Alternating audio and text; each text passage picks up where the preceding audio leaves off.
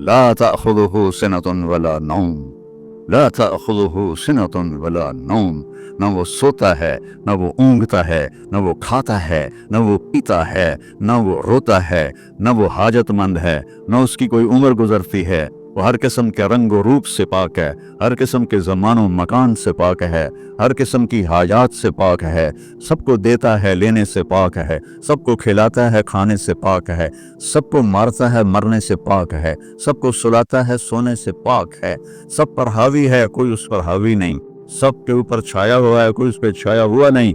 ये हमारे ऊपर हमारे नबी का एहसान है कि मतलब कि इस कायनात का बनाने वाला एक अल्लाह है, एक समद अहद लम यलिद वलम यूलद वलम यकुल लहू कुफुवन अहद। अभी फिरौन को डूबते देखा सामने, और फिरौन के लश्कर को डूबते देखा। अभी उनके पांव गीले थे, चंद कदम चले तो आगे एक बस्ती में एक बुत था जिसकी बस्ती वाले पूजा कर रहे थे। तो कहने लगे मूसा इजअल लना इलाहन कमा लहुम आलिहा। कुरान की आयत है, मूसा एक अयो जा खुदा सानू भी लै दे, ਅਸੀਂ ਉਹਨੂੰ ਮੱਥਾ ਟੇਕੀਏ। ਮੈਂ ਕਿਹਾ ਫਿੱਟੇ ਮੂੰਹ ਤੁਹਾਡਾ, ਉਹ ਹੁਣੇ ਤਾਂ ਤੁਸੀਂ ਵੇਖਿਆ ਕਿ ਕਿਵੇਂ ਰੱਬ ਨੇ ਤੁਹਾਡੀ ਮਦਦ ਕੀਤੀ ਹੈ ਤੇ ਹੁਣ पत्थर ਦਾ ਬਹੁਤ ਮੰਗਦੇ ਪਏ ਹੋ मेरे ਕੋਲੋਂ। तो अजीब व गरीब सवाल करते थे। तो कहने लगे रब सोता है? मूसा अलैहिस्सलाम ने उनको डांट दिया। अल्लाह ताला ने कहा नहीं, ऐसा कर, रात को ना 2 प्याले लेके खड़े हो जा पानी की, ख्याल करना ये प्याले गिरने ना पाए। मूसा अलैहिस्सलाम बड़े ताकतवर हस्ती थे, वो प्याले लेके खड़े हो गए। खड़े खड़े खड़े खड़े ऊँग आने लगी।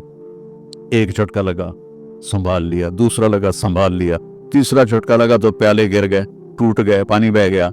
का मूसा समझाने के लिए था, अगर तेरा रब भी सो जाए तो ये जमीन आसमान के प्याले ऐसे ही टूट के बिखर जाएंगे। और अगर मैं यूं कहूं कि गंदम का ढेर पड़ा था, उसमें धमाका हुआ और गंदम उड़ती हुई बोरियों में जाके फिक्स हो गई और बोरियां सिल गईं और ट्रक पे चढ़ गईं और मंडी में जाके बिक गईं, तो तुझी 2 जुतियां मार के मैंने बाहर कर दे। मैंने एक धमाका हुआ, वो धमाका इतना काबिल था, इतना इल्म वाला था कि उससे 2 ताकतें पैदा हुईं, एक स्पीड की और एक मकनातीस की। तो अगर स्पीड और मकनातीस की ताकत में इक्वालिटी ना होती और 1/10 खरब सेकंड, ये एक ऑस्ट्रेलियन साइंसदान की बात मैं बता रहा हूँ, 1 सेकंड के तो 100 से ज्यादा हिस्से हो नहीं सकते। इन्होंने कहा फर्ज करो अगर 1 सेकंड के 1/10 खरब हिस्से हों, तो वो 1/10 खरब हिस्से में अगर थोड़ा सा रफ्तार और मकनातीस की ताकत में फर्क आ जाता तो सारी कायनात टकरा जाती। लेकिन ये इतनी समझदार, इतनी आला पढ़ी लिखी कायनात है कि ना रफ्तार ज्यादा हुई कि फैल के फना हो जाए, ना मकनातीस ज्यादा हुआ कि सुकेड़ के फिर जीरो कर दे।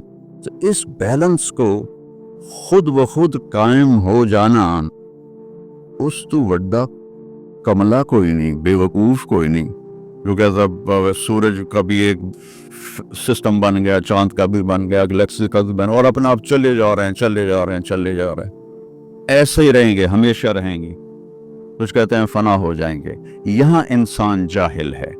इस जहालत को दूर करना सबसे पहला इल्म है। अगर मरते हुए मुझे पता चला कि यहाँ तो मामला कुछ और है, जो लौट आए तो कुछ कहना नहीं, बस देखना उन्हें गौर से जिन्हें रास्तों में खबर हुई कि ये रास्ता कोई और था। चलते चलते पता चला कि हम तो कहाँ पहुँच गए।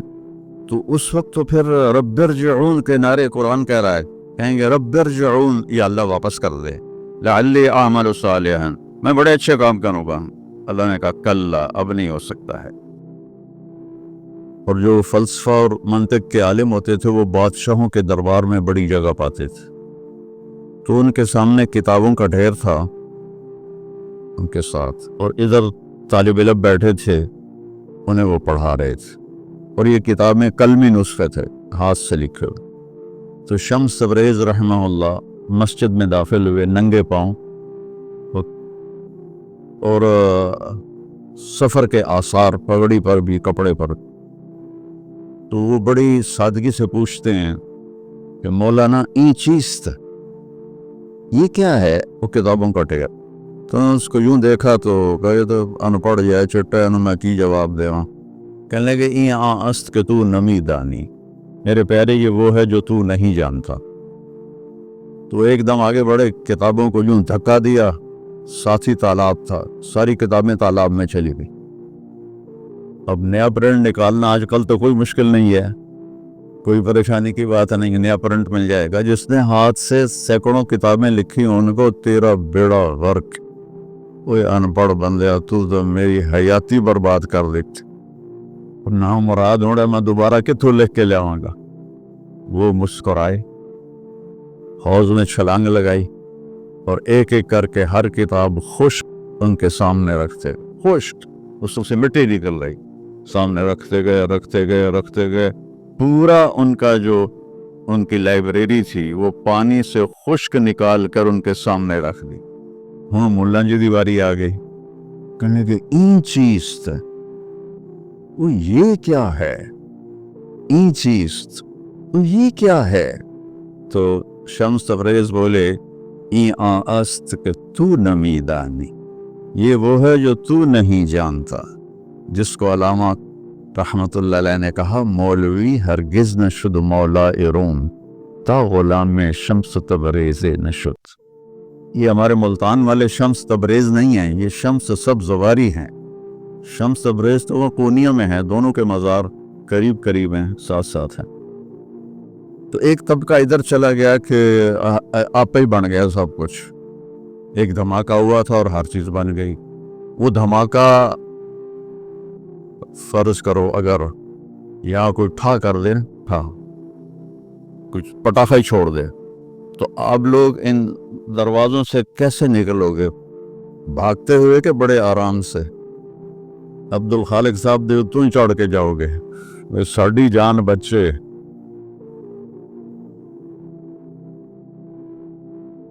نیوٹن نے یہ کہا تھا کہ اس کائنات کو 4 فورسز چلا رہی. عبدالسلام نے، پاکستانی سائنسدان اور 2 امریکن سائنسدان، 1976 میں یہ ثابت کیا کہ اس کائنات کو 4 نہیں 3 طاقتیں چلا رہی ہیں. اسٹیفن ہاکنگ نے چند سال پہلے یہ ثابت کیا کہ اس کائنات کو 1 طاقت چلا رہی. اس سے پوچھا گیا وہ اللہ ہے؟ کہنے لگا نہیں، وہ اللہ نہیں ہے. اس کے پاس وحی کا علم نہیں تھا کہ وہ اتنا ہی اندھا ہے جتنا ایک ان پڑھ اندھا ہے.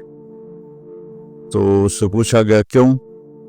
تو کہنے لگا پھر سائنس کی ترقی رک جائے گی اگر اللہ کو مان لیا جائے. تو یہ وہ سوال ہیں